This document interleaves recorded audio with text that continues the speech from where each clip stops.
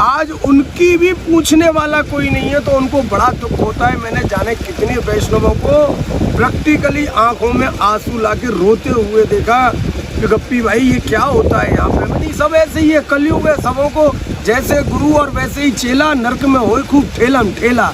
कि जो भी चतुर्वेदियों के हंडा होंगे उसमें 25,000 रुपया दिए जाएंगे, तपेली होगी वैष्णवों की उसमें 25,000 रुपया दिए जाएंगे।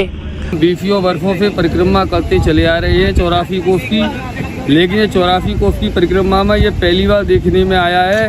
हमारे जो चतुर्वेदियों का जो अंडा होते हैं वो हम बुलवाने के लिए गए थे, पर महाराज की कमेटी ने कहा अंडा पीछे होगा, पहले बाबा की तपेली होगी और फिर उसके बाद में अंडा होगा। नमस्कार दर्शकों, आप देख रहे हैं अभी न्यूज़ और एक बार फिर से अभी न्यूज़ आपको लेकर आया है ब्रज 84 कोस यात्रा, जहां पर कि चतुर्वेदी समाज के बीच में इस समय एक चर्चा चल रही है कि चतुर्वेदी समाज का जो हांडा होता है, यानी कि जो ब्राह्मण भोजन होता है, जो इस 84 कोस में प्रत्येक यात्री करवाने की इच्छा रखता है और करता भी है।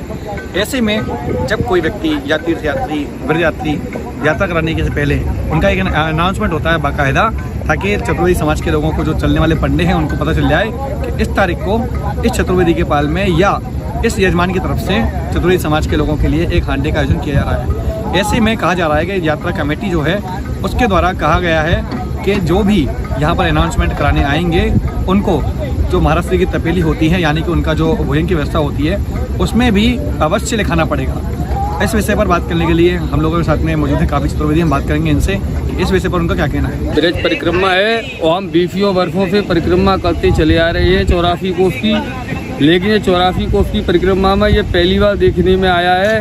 हमारे जो चतुर्वेदियों का जो अंडा होते हैं वो हम बुलवाने के लिए गए थे, पर महाराज की कमेटी ने कहा अंडा पीछे होगा, पहले बाबा की तपेली होगी और फिर उसके बाद में अंडा होगा। ये कब की बात थी? ये कल परसों हम करवाने गए थे अंडा का अलाउंस, जब उन्होंने हमसे कमेटी ने बोला था।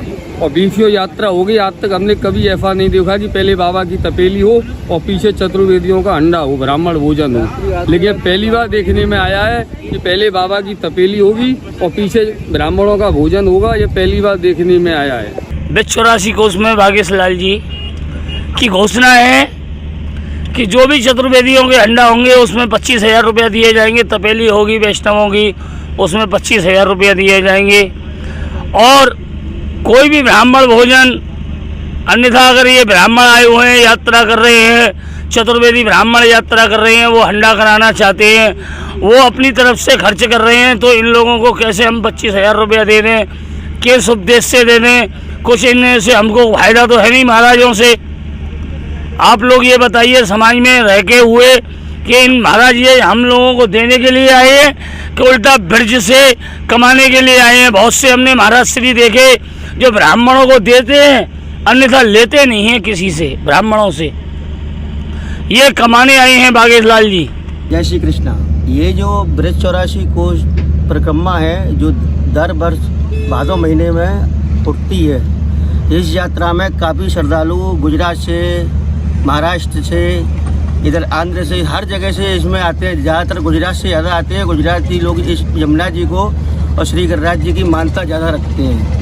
इसी मान्यता से, इसी से ये गुजराती का भाव प्रकट होता है। इसी से ये ब्रज 84 कोस में जितनी परिक्रमा में रास्ते हैं वो सब इस प्रकार के रास्ते हैं कि आदमी चलते चलते थक जाता है, फिर भी वो हिम्मत नहीं तोड़ता है और 84 को पूरा करता है। उसके बावजूद भी यात्री यह कष्ट भी पाता है। और यह जब आदमी घर से यात्रा करने के लिए निकलता है तो उसको बोलते हैं कल्पवास।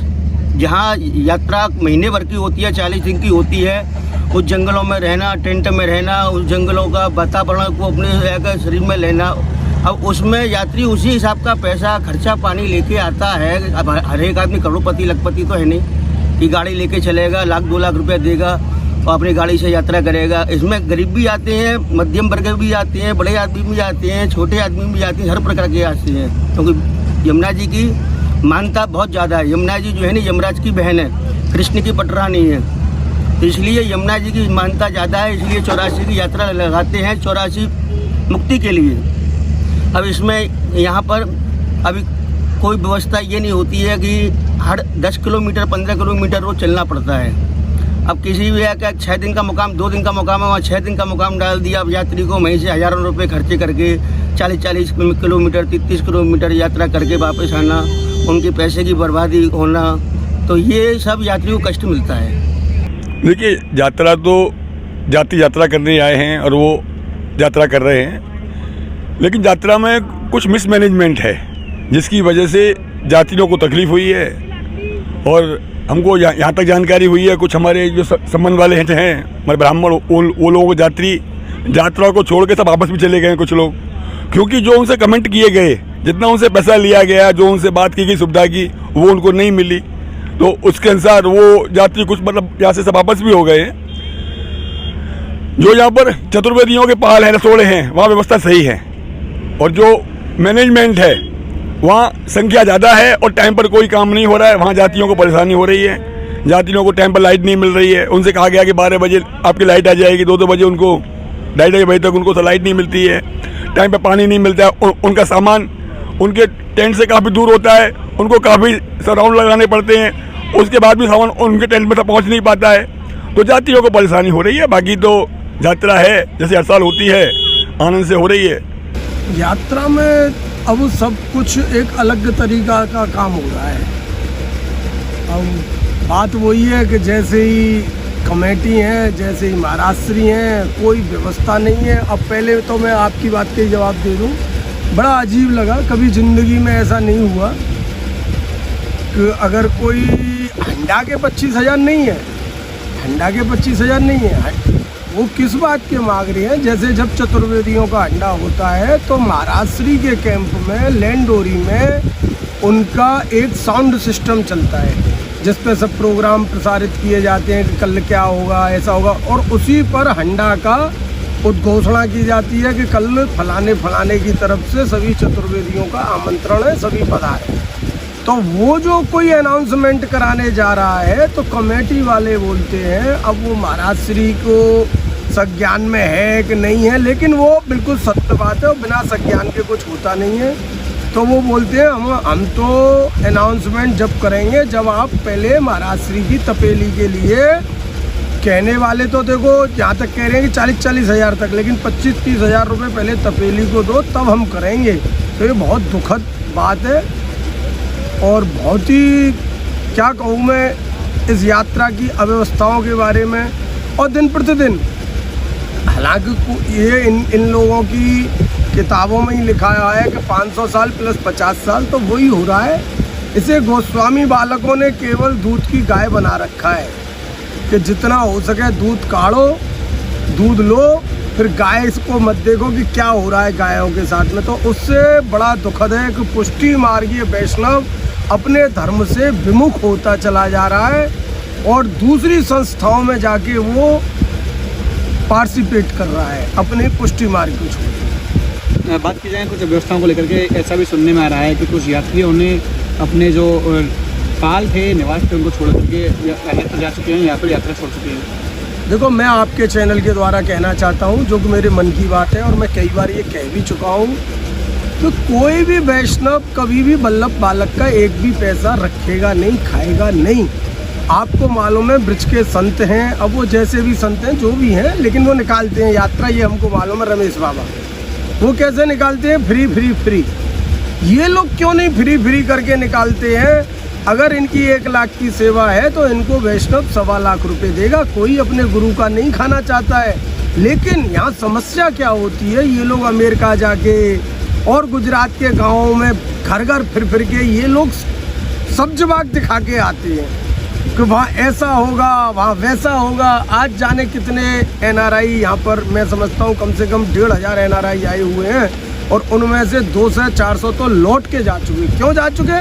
तो उनको वो सब जवाब दिखा के आए हैं। तो रोज़ चद्दर बदली होंगे, ऐसी गाड़ी मिलेगी, ऐसा टेंट मिलेगा, और उनको उन व्यवस्थाओं के नाम पर कुछ नहीं मिल रहा। आदमी सब कॉस्टली होते हैं, मैं यूँ नहीं कह रहा, लेकिन एक लेवल होता है हर आदमी का। तो आज 3rd लेवल के आदमी अगर कोई बहुत ऊंचे आदमी को बुरा व्यवहार करे और उनकी बात कोई सुनने वाला नहीं हो तो क्या बीतेगी। जो ये जाके अमेरिका में जिनके घरों में ये स्वागतें लेते हैं और जो इन पे न्यौछावर करते हैं अपने प्राण, आज उनकी भी पूछने वाला कोई नहीं है, तो उनको बड़ा दुख होता है। मैंने जाने कितने वैष्णवों को प्रैक्टिकली आंखों में आंसू लाके रोते हुए देखा कि गप्पी भाई ये क्या होता है यहाँ पे। नहीं, सब ऐसे ही है, कलयुग है, सबों को जैसे गुरु और वैसे ही चेला, नरक में हो खूब ठेलम ठेला, वो चल रहा है। केवल अभी सबों को पैसे की पड़ी है, चाहे वो महाराष्ट्री हो, बुरार लगे किसी को भले ही लगे, चाहे वो कमेटी हो, केवल दूध काढ़ लिया, पैसे ले लिए और वैष्णव को छोड़ दिया।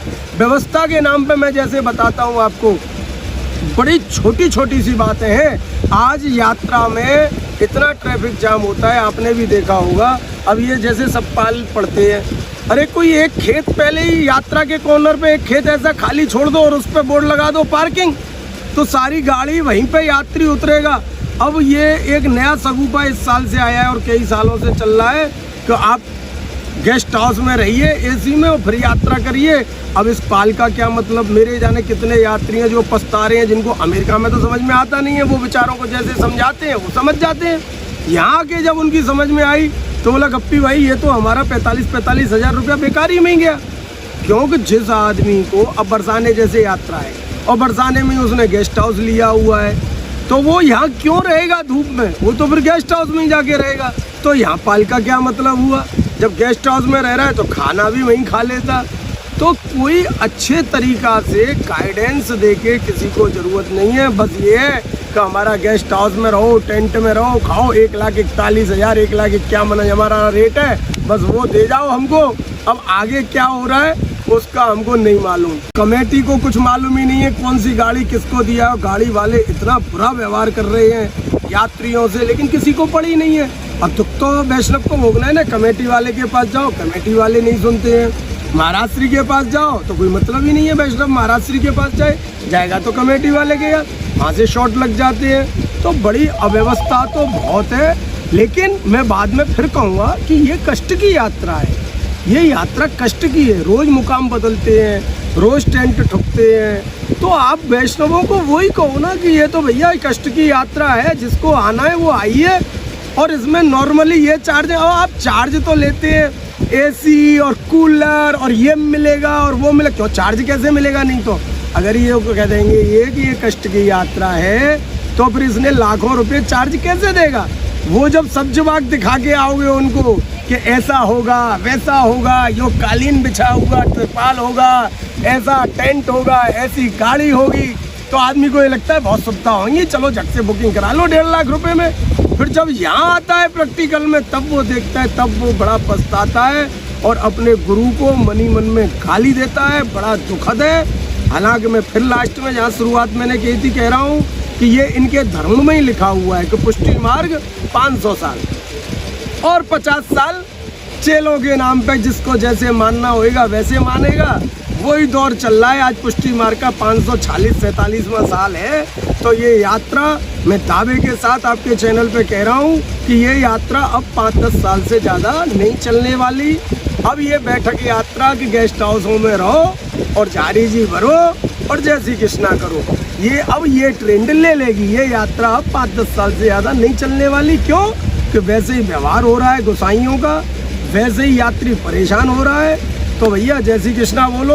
अब ये है कि आदि तो हो गई ये यात्रा, और ने अच्छी तरह हो जाए, बस आनंद ही आनंद है। बाद बाकी तो भैया यात्रा के तो आनंद ही अलग है। यहाँ तो साक्षात कृष्ण की जन्मभूमि है और इसी के लिए ये करोड़ोंपति अरबोंपति आते हैं। बस दुख ये होता है कि उन पर छाप गलत जाती है। थोड़ी थोड़ी व्यवस्था में सुधार कर लो तो सबों का भला हो और सब जय जयकार है। जय श्री कृष्णा करूँगा इसी के साथ में। जी बताएं, यात्रा चल रही है समय पर और यात्रा में आज बरसाने मुकाम आ चुका है, कितना परिवर्तन देखते हैं आपने इतनी यात्राएं की है उससे?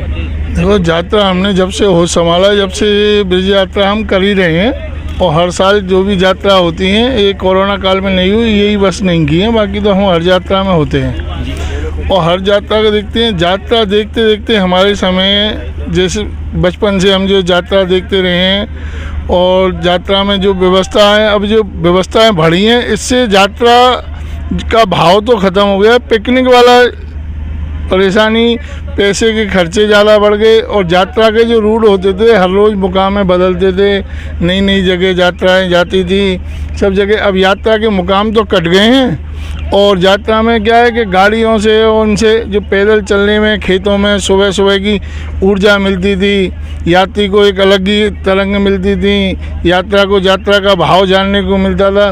वो इस यात्रा में इस बार बड़ा मन दुख हो रहा है इस यात्रा को देख देख के कि वो चीज़ यात्री को जो हमसे मिलनी चाहिए वो हम यात्री को नहीं दे पा रहे हैं। यात्राओं में किए जा रहे परिवर्तन के लिए किसी जिम्मेदार मानते हैं?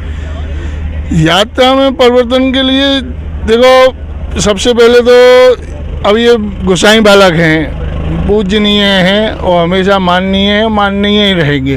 पर ये जो अभी जो खुद बुकिंग करने लगे हैं, जो गोसाई बालक अपनी अपनी बुकिंग जो कर लाते हैं, अब ये यात्रा है छोटे छोटे ग्रुपों में। जिस टाइम यात्रा रहती थी तो यात्रा का आनंद कुछ और आता था, यात्री को सब समझा सकते थे, सब यात्री को कुछ दिखा सकते थे ब्रिज के बारे में। अब वो सब नहीं हो पा रहा है। अब वो क्या होता है, गोसाई बालकों के जो खुद कमेटी वगैरह हैं, जो भी इनके सिस्टम हो कि ये बुकिंग कर लेते हैं, 1000 दो हज़ार आदमी की व्यवस्थाएं ले आए हैं। अब वो एक साथ में व्यवस्था करने में ही पूरा दिन निकल जाता है, ना तो यात्री को सत्संग हो पाता है, ना यात्री को वो सुविधा मिल पाती है। सुबह यात्री चल के आया थक के, अपने पाल की सामान की सबकी सेटिंग में ही उनका पूरा समय निकल गया, शाम को थक के सो गया। ना तो उसको यात्रा के बारे में कुछ जानने को मिल पाया, ना यात्री को वो चीज़ मिल पाई जो यात्रा में लेने आया है। बात की आपने मतलब कि सेटिंग में लग जाता समय, तो आगे किस प्रकार की व्यवस्थाएं जो हैं वो व्यवस्थित हो रही हैं? हाँ, यही व्यवस्थाएं यात्रा का रूप बदल दिया है। यात्रा केवल ऐसा है कि कोई ये तो नहीं है कि यहाँ आके जंगल में पड़े रहे, यही यात्रा नहीं है।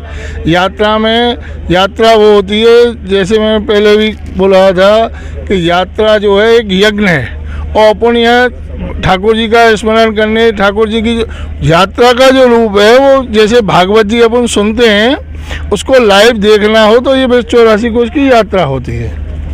अपन भागवत जी जो घर में भागवत सप्ताह कराते हैं, उसमें जो ठाकुर जी के प्रसंग आते हैं वो सब यहाँ लाइव देखने को मिलते हैं। अब उस चीज़ को दिखाने की जगह अब यात्रा का भाव ये हो गया है कि केवल यात्रा में सुविधा दिखानी। अरे सुविधा तो अपने घर में, शहर में, बड़े बड़े बंगलों में खूब है। ये VIP, VVIP, हाँ, ये ही मेन, यही VIP और VVIP जो हुआ है ना, पैसे का अपव्य। एक नॉर्मल आदमी जो यात्रा कर जाता था सूक्ष्म ऐसे में, अब ये लाखों रुपए इनसे लेके भी यात्रा का रूप नहीं दे पा रहे हैं। पैसे भले अगर बात की जाए चतुर्वेदियों की व्यवस्था में और महाराष्ट्र की की गई व्यवस्थाओं में, तो कितना अंतर आता है पैसों? जमीन आसमान का अंतर है। जैसे कि हम लोग चतुर्वेदी जो अपने जजमानों को लाते हैं, हमको उनकी स्थिति मालूम रहती है कि वो यात्री कितने पैसे खर्च कर सकता है, क्या नहीं कर सकता है, उसको उस हिसाब से हम देख लेते हैं कि जैसे भी सूक्ष्म है उसको करा के ले जाएंगे। चतुर्वेदियों की तुलना में ये जो सरकारी पाल हैं, इनकी व्यवस्था हमसे 4 गुना ज़्यादा पैसे हैं, और उसकी मजबूरी बन जाती है वैष्णव की कि वो कभी गोसाई बालकों से कोई कंप्लेन नहीं कर सकता है, क्योंकि वो पूजनीय हैं। उनके यहाँ कोई शिकायत करने का कोई मौका मिलता नहीं है। ना जाके कंप्लेन कर सकते हैं कि पानी नहीं आया, कि पलंग नहीं आया, कि हमारा आज पाल ख़राब है, कि ये छोटी छोटी जो व्यवस्था हैं जो ज़रूरी हैं, उसकी भी कंप्लेन मैं किसी से नहीं कर सकते हो। कंप्लेंट आती हैं? कंप्लेंट तो बहुत है। अब जैसे ये चतुर्वेदी का रसोड़ा है, आज किसी की तबीयत खराब हो गई यात्री की, तो चौबे जी पंडा जी तुरंत कोई ना कोई व्यवस्था करके तुरंत लेके भागेंगे। या उसको बीमार है, उसको खाना कुछ और खाना है, परहेज है, डायबिटीज़ का मरीज है, उसको कुछ चाहिए। यहाँ तो क्या है कि जैसे 500 आदमी का खाना बना है तो जैसा खाना बना है वही बना है, बाकी तो तुम अपनी व्यवस्था करो एक्स्ट्रा। अगर यही आप चतुर्वेदियों के पाल में हैं, अपने पंडे के पाल में, तो उससे कह सकते हैं कि भैया मेरे को अभी ये नहीं, मेरे को ये खाना है, थोड़ा तीखा कम बनाओ, मीठा कम बनाओ, या कुछ भी कह के अपना काम कर सकते हैं। और अगर कोई तबीयत भी ख़राब हो जाएगी तुरंत लेके भागेंगे, क्योंकि हम लोग को सबकी जानकारी है। अब ये यहाँ जो 1000-2000 आदमी इनकी व्यवस्था में आ गए, अब उनको देखने वाला कौन है? आज कोई मानो उनका पंडा भी है तो उसको कोई रहने की जगह नहीं है, वो कहाँ रहेगा? आप तो अपनी व्यवस्था देके अपने पाल में 6 आदमी, 4 आदमी, 2 आदमी, जैसा भी पाल है आपका, आपने अपनी व्यवस्था कर लिया। वो पंडे के लिए क्या है? तो क्या कहना चाहेंगे पंडों की व्यवस्था के लिए? पन्नों की व्यवस्था के लिए यही है, जब महाराज ये सब बुकिंग करके लाते हैं तो उनके लिए भी कोई व्यवस्था करी जाए, या इनको छोटे छोटे भागों में पन्नों करते सब चतुर्वेदी ही व्यवस्था है इस यात्रा की। इस यात्रा की कोई भी व्यवस्था ऐसी नहीं है जो चतुर्वेदियों से हटके है। जैसे कि मतलब ये खाने की, रहने की, पाल की, टेंट की, जमीन की सारी व्यवस्थाएं चतुर्वेदियों के हाथ में ही हैं। अभी इस समय भी यानी कि जो महाराज श्री बुकिंग करके लाए हैं वो भी व्यवस्था चतुर्वेदी ही देख रहे हैं। पर वो क्या है कि अनेकों पे ना होके एक निर्धारित आदमी पे हो जाती है। आप कहीं ऐसा नहीं कह रहे कि नाम महाराज श्री का काम चतुर्वेदियों का? हाँ, यही है। महाराज तो यहाँ यात्रा खुद करने आए, जैसे वैष्णव यात्रा करने आए ऐसे ही वल्लभ कुल परिवार भी यात्रा करने आता है। वो कोई यहाँ धंधा व्यापार करने नहीं आए, वो भी यात्रा ही करने आए। जैसे आम यात्री हैं यात्रा में, जैसे कि 5,000 10,000 जो भी यात्री है, हर आदमी जैसे यात्रा करने आया है ऐसे ही वल्लभ कुल भी यात्रा ही करने आया है, कोई यहाँ बिजनेस व्यापार करने नहीं आया है। पूजनीय है उनके साथ में वल्लभ। देखो, पुष्टि मार्ग है जो धर्म है, इसके 5 तत्व हैं मेन। 5 तत्व में सबसे पहले नवनीत प्रिया जी आती हैं, दूसरा वल्लभ कुल आता है, तीसरी श्री यमुना जी है, चौथे गिरिराज जी हैं और 5वीं ये ब्रजभूमि है। इस पुष्टि मार्ग धर्म के 5 तत्व हैं। जो 5 तत्व एक साथ देखने हैं तो आपको ब्रज 84 कोष की यात्रा में वल्लभ कुल परिवार के साथ में आते हैं, नवनीत प्रिया जी आते हैं, ठाकुर जी इनकी सेवा होती है, दर्शन होते हैं और यमुना जी के आशीर्वाद लेके निकलते हैं। गिरिराज जी के सानिध्य में रह के आए हैं और ये ब्रजभूमि में लौट मार रहे हैं। जैसे कि अपना शरीर जैसे कोई बर्तन है ठाकुर जी की सेवा का, वो बर्तन कहते हैं ना अपन जूठा हो गया या खराब हो गया, अपवित्र हो गया, तो उसको क्या करते हैं, माटी से मांजते हैं। ऐसे ही अपनी देह है, मनुष्य देह, इसको अपन ये ब्रज की रज में लोट के इसको मांज के ठाकुर जी के योग्य बना रहे हैं। अपन ये ठाकुर जी के योग्य हो जाएं, इसलिए ये ब्रज यात्रा है कि जब ठाकुर जी के सरमुख जाएं तो अपन शुद्धता से जाएं। जैसे कि बर्तन को घिस के माटी से शुद्ध कर दिया जाता है, ठाकुर जी का भोग प्रसाद उसमें लग जाता है, ऐसे ही ये शरीर जब ठाकुर जी के पास जाए तो अपना पवित्र होकर ठाकुर जी के चरणों में जा सके, इसके लिए ये ब्रज यात्रा है। देखा आपने किस प्रकार से आज चतुर्वेदी समुदाय में एक रोष व्याप्त है इस बात को लेकर के कि इससे पहले कभी ऐसा नहीं हुआ कि ब्रज 84 कोष में आने वाले यात्री जब ब्राह्मण भोजन कराना चाहें तो उससे पहले उनके लिए अनिवार्य कर दिया जाए कि आपको महाराज की तपेली करनी ही पड़ेगी। देखते हैं इन खबरों का कितना असर होता है। City super speciality hospital, Govardhan चौराहा और city care hospital, township, Mathura. अब सुपर स्पेशलिटी सुविधाओं के लिए दिल्ली एनसीआर और आगरा जाने की जरूरत नहीं। Cardiology, neuro surgery, medicine, ortho gastro surgery, plastic surgery, critical care and pain management जैसी सभी सुविधाएं अब एक ही छत के नीचे। CT scan, cath lab, endoscopy, MRI जैसी सभी आधुनिक मशीन सिटी हॉस्पिटल में ही उपलब्ध हैं।